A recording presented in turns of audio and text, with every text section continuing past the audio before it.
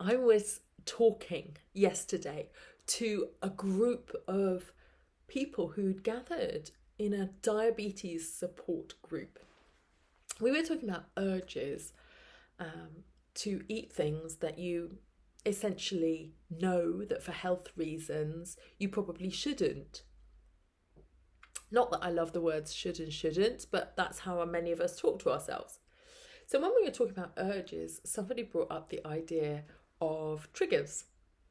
Triggers are the thing that sort of lets you know it's time to have the idea to eat. So if there's an idea, like a light bulb, right? Oh, maybe I could have a bit of that. There's usually a trigger. Maybe it's the time of day. Maybe it's the environment. Maybe it's an emotional state. I'm tired. Oh, maybe I could have something to wake me up. Or a place. I'm walking through the kitchen. Oh, there's those bowls of eggs again. Or a time of day. Oh, it's 11sies. Time to have something with my coffee, right? All of our triggers come down to times, places, people, emotional states, or what else we're doing at the same time. So, like I said, coffee and chocolate, we can sometimes peg one activity onto another. So this hypnosis is about being resilient around triggers.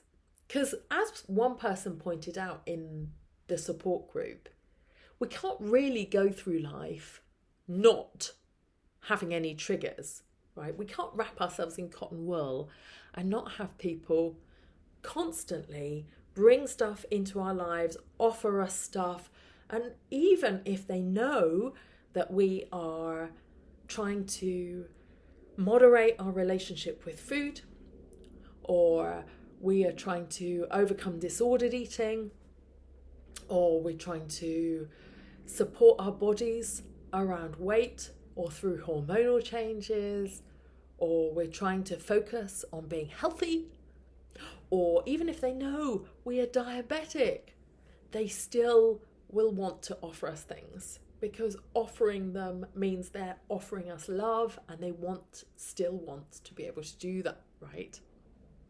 So, what do we need? Well, I actually think triggers are quite a good thing. It's where you get to work your muscle. It's where you get to say, okay, there's a trigger, and I'm okay.